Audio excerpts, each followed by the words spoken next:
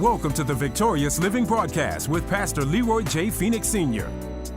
Get ready for the living word in demonstration and power. Now, let's join Pastor Phoenix. He said, bring all the tithes into the storehouse that there may be meat where? In his house. The storehouse is God's house, not the house you try to make God's. In other words, because you know God is in my house, that means that my house is God's house. That's not the house he's talking about. He's talking about the church. He's talking about here, this place of worship, this place where he has sealed it with his presence. God said it's a requirement for all of us to bring our tithes and offerings to the storehouse, the church. The house where God is and where God demands his tithes and offerings to be deposited. Remember, upon the first day of the week, let every one of you lay aside and store as God has purposed him. Why and what God has purposed us with the offering and the tithing for? Why is it that I must pay tithes or give tithes? Because God says it's a requirement that you would get more tithes, that you would get more to tithe out of. In other words, there's a law called reciprocity.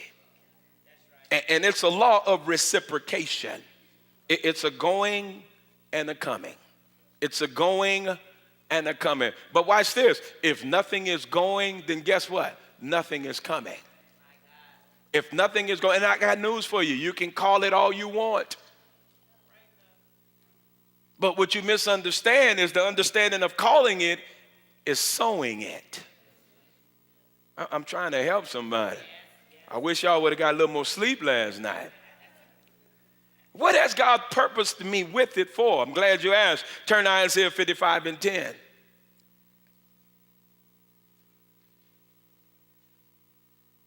Isaiah 55 and 10, it says, for as the rain cometh down, which means it's going to always rain, and the snow from heaven, you know, right now it may be snowing somewhere.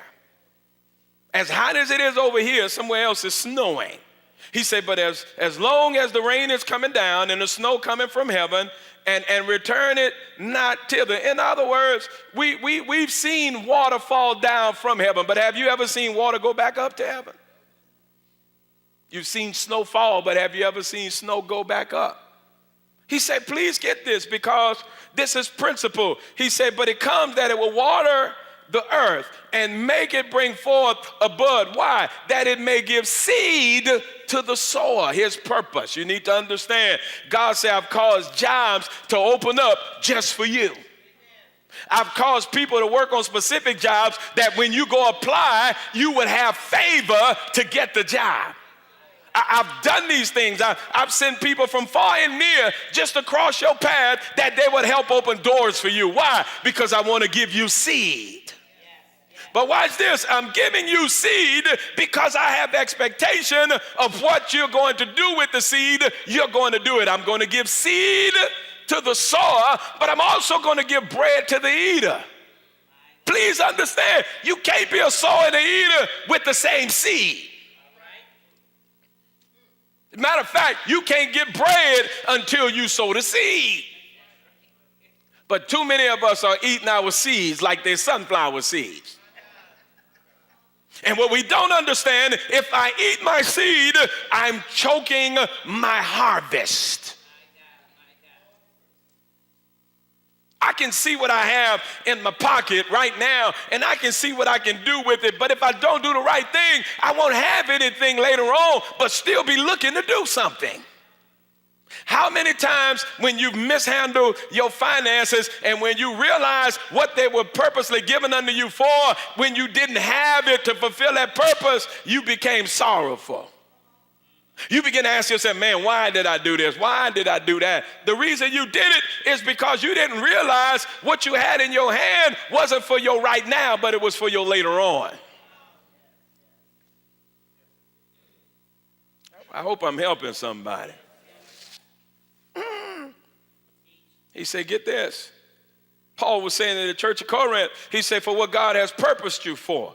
He said that there be no gatherings again when I come. When you come to church, can I just share this?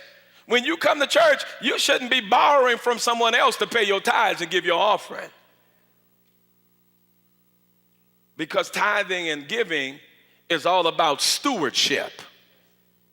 I have to manage what God has blessed me with, that I can prove to God I'm worthy of managing a whole lot more. How do you know it don't belong to you? Have anybody ever died and took their money with them? Some folk were foolish enough to bury money with some folk. But money don't spend in the afterworld. It was given to you for this world. I hope I'm helping somebody. You sure I'm helping you? You positive I'm helping you? If I got to look for it, that means I'm mismanaging it. And if I'm mismanaging it, that means I'm mismanaging my future. Are you with me? Let's look at purpose. Because remember, he said you're cursed with the curse for robbing him and cheating him. And I believe all of us in here at some point or another, all of us have been guilty of robbing him and cheating him. If you haven't, then, God bless you. You better than all of us. But I believe in my heart, all of us in here, at some point again or another, are guilty of robbing and cheating him. And let me just say this, Mr. or Miss, now you make too much money to tithe and give.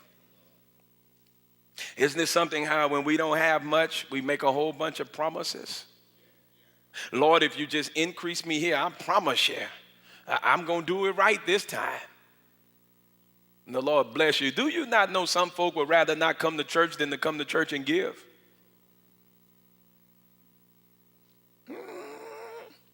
Then we wonder why things become evil, because you're loving money too much. When you love money too much, the Bible said the love of money is the root of all evil. Let me move on. Purpose. Let's look at Malachi 3:10 again. He said, it's purposed, said the Lord of hosts, and it's purpose for two reasons. He said, get this, if I will not open up the windows of heaven. The purpose for you being a tither and understanding why you bring the tithes into the storehouse on the first day of the week is that you would cause God to open up the windows of heaven on your behalf. I don't know about you, but I need God to open up the windows of heaven because I need what heaven has for me right now. When I go to heaven, I won't need a place to sleep because I got a mansion that's fully furnished already waiting on me. But I need a place to sleep right now. I need peace right now. I need finances right now. I need heaven to open up on my behalf and supply the needs that I have right now. How do I do that? By understanding the purpose of tithing. He said, I will open up the windows of heaven. Get this, church, please understand. As the pastor, my job is to pray and preach. That's right. I shouldn't have to be around here going in my own pocket to pay bills.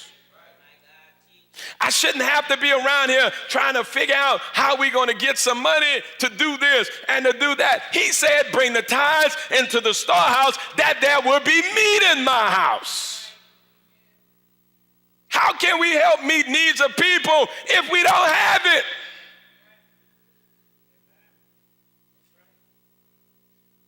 My job, again, is to pray, and my job is to preach, but it's our job as believers to make sure the house of the Lord has what it needs to meet the needs. Oh, you got some folk, you got to be careful because some folk only come to church because they always want their needs met.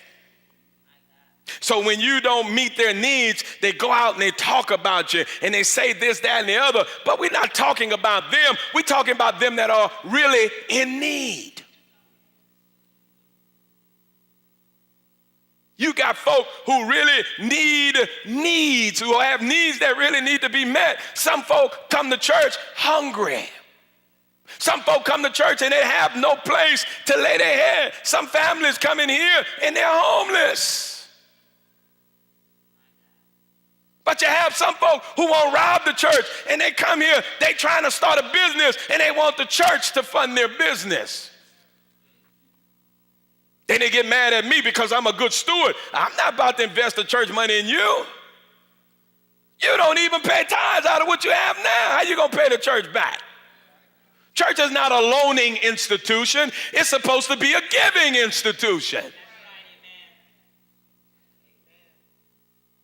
But we can't be a poor church, because if we're a poor church, we are poor people.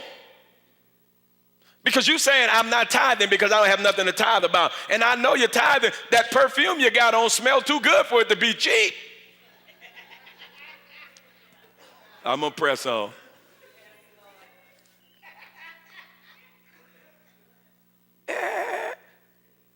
Y'all with me? Y'all show y'all with me? You positive? He said, get this, purpose. If I will not open up the windows of heaven. Imagine this. What kind of church, storehouse would this be if all of us were tithers? Now get this. Imagine what kind of house you would have if you were a consistent tither.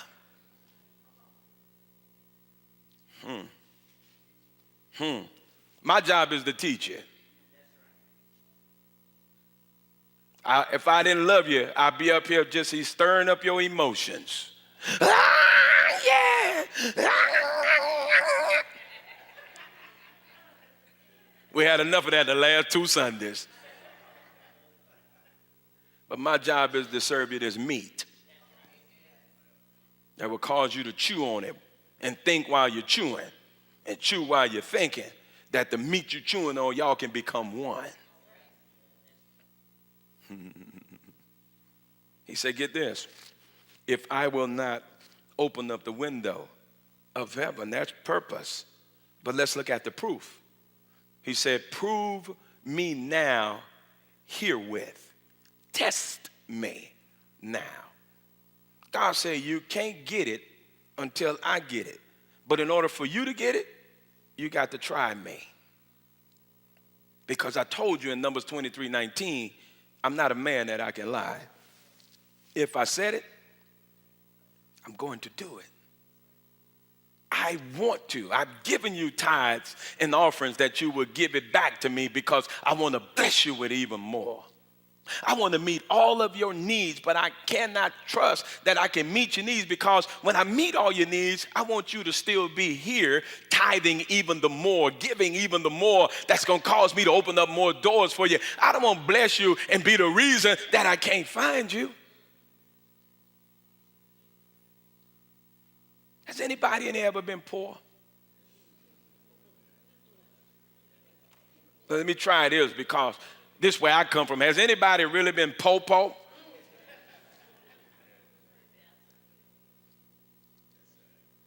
I come from being po-po. Ain't no aura involved in the kind of po I was. But I watched my mother understand tithing and unlock the truth about tithing in the eyes of her sons.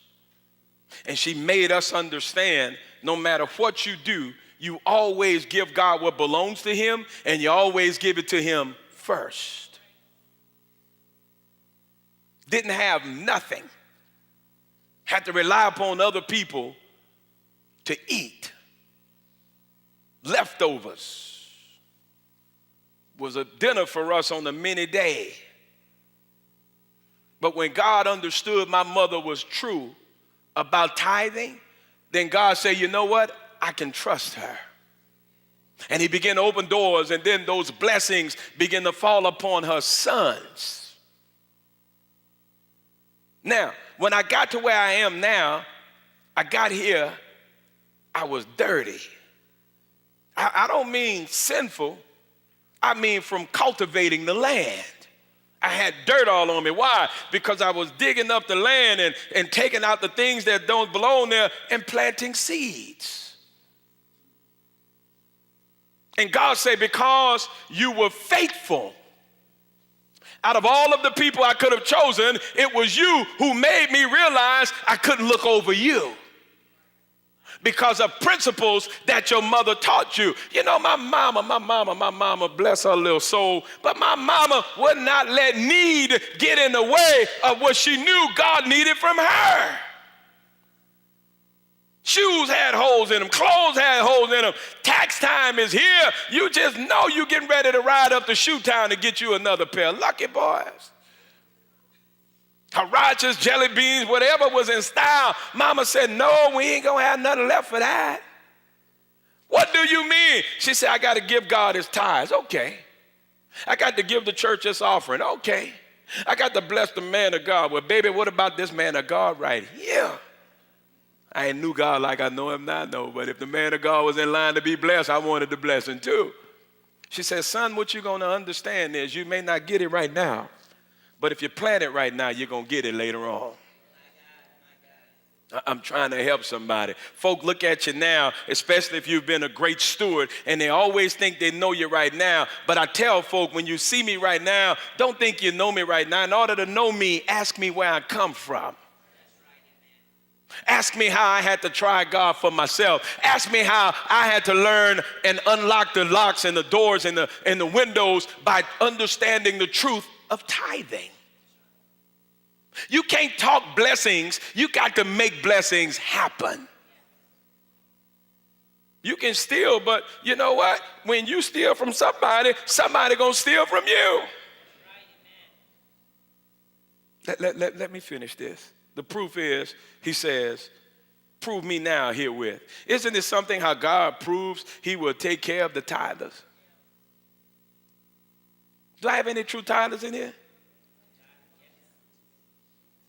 Y'all can make some noise.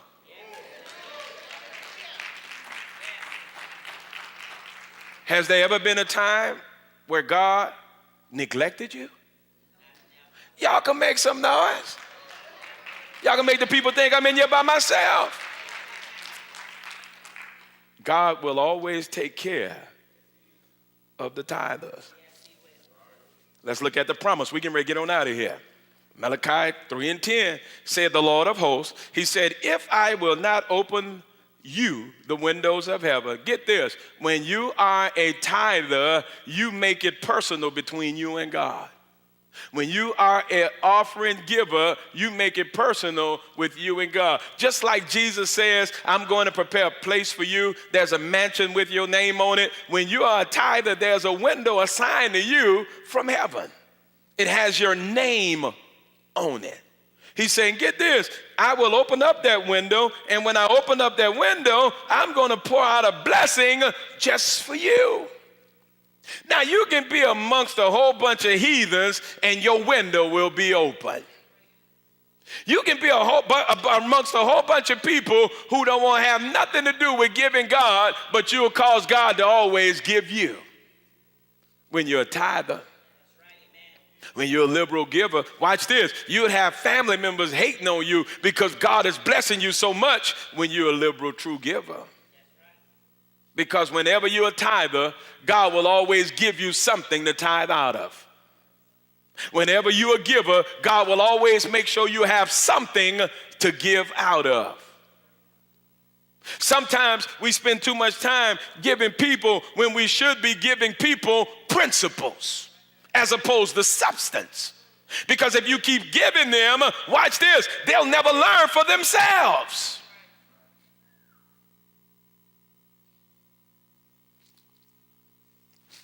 Let's look at the promise, said the Lord of hosts. If I won't open up the windows of heaven and pull you out a blessing, please understand this. All it takes is a blessing from God to meet all of your needs. He said, if I will not open up the windows of heaven and pour ye out a blessing. And you may be sitting there saying, well, Lord, I'm counting. A only mean one.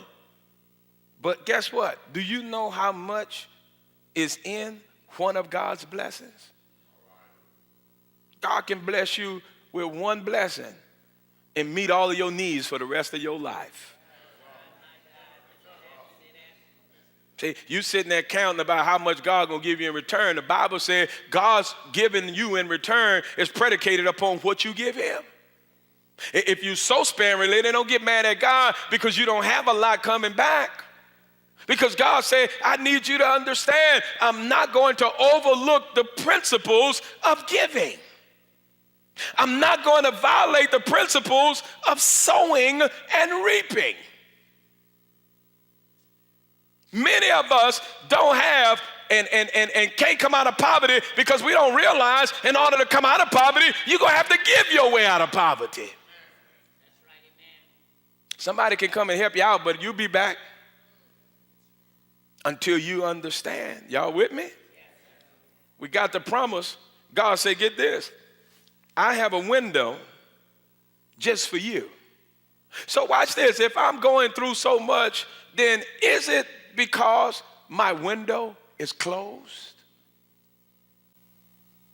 It's like having a brand new car without keys. Oh, you got something that's able to bless you. You got something that's able to bring you. But if you don't have the keys, you'll never go anywhere. All you can do is talk about what's yours. You can't prove it because you don't have the keys. God said you got a window. But many of us have been keeping that window locked because we haven't been doing what God says to do. Let's look at plenty, and I'm done. He says in Malachi 3:10, he said there shall not be room enough to do what?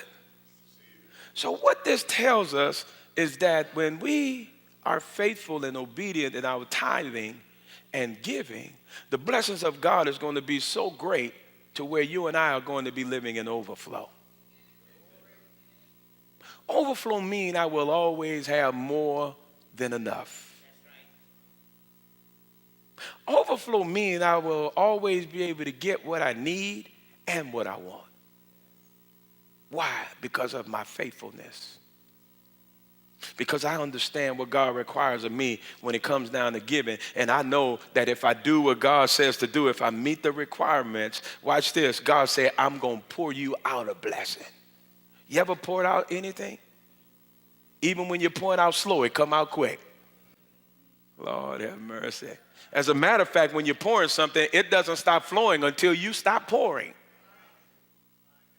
Oh, I'm trying to help somebody. God said, I just want to douse you with blessings. I want to rain down blessings, not just in your life, but upon your life. See, it's the blessings that identifies you. It makes the devil in hell knows that I understand I'm not going to get entangled with you, but I'm going to stay focused and keep pleasing him. Because when a man ways pleases God, you don't have to worry about your enemy. Can I just share one more thing with you? And I'm done. I promise you, I'm done. Look at verse number 11. I just need to give you this because devour is on an assignment to rob every believer. But look what God said, and I will rebuke the devourer for your sakes. And he shall not destroy the fruits of your ground, neither shall your vine cast her fruit before the time in the field, said the Lord. God said, listen, I know the devil is on a mission, but don't you worry, because my assignment is to always be there to protect you and to provide for you. You know, I don't know about you, but when my needs are met, it helps me to sleep at night. When my needs are met, I notice that I don't have headaches. When my needs are met, I'm not looking for people to be a burden unto them. I'm looking for people to be a blessing unto them. When my needs are met, I'm a little easier to get along with. When my needs are met, I smile more than I frown. When my needs are met, I think before answering all the time.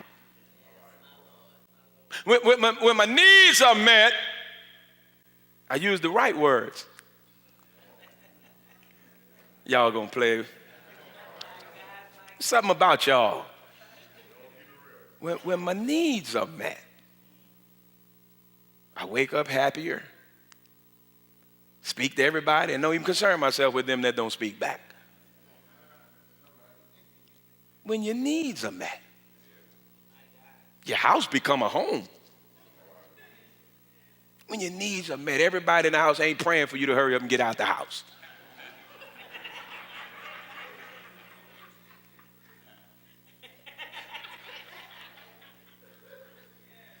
Lord have mercy, when your needs are met, there's a certain joy that comes along with it. There's a certain peace that comes along with it. Do you not know when your needs are met, you are more friendlier to yourself? I hope y'all were blessed on this morning. Well, beloved, I know that word has ministered to your spirit. I know that as the word has gone forward, you felt the power of the Almighty God. One of the things I love about God, he's not to just be heard of, but he's also to be felt. Jesus said, the words that I speak, they are spirit and they are life. They're life-changing. They are spirit-enhancing. God is ready to change some things around for you. God is ready to change you. Stop your crying, stop your complaining. Get up from where you are. Prepare yourself right now to meet me in the sanctuary on tomorrow. 411 Opelousas Avenue, right at the corner of Opelousas Avenue and Tesh Street, right in the heart, the point of Algiers. God is ready to meet you at your point of need. If you need prayer, please dial the numbers that are on the screen. Someone is sacrificially waiting for you to stand in agreement with you, that you would see God begin to move in your life right now. Again, I look forward to meeting you tomorrow, 8 o'clock a.m., 10 o'clock a.m. You come here and your life will never be the same. One vision. God is putting us in one vision. And that vision is a vision of victory. Make sure you meet me here. I love you so much. Make sure you have a victorious day. Thanks for watching today. The Victorious Living broadcast is made possible by our faithful covenant partners. Remember, our vision was made with you in mind.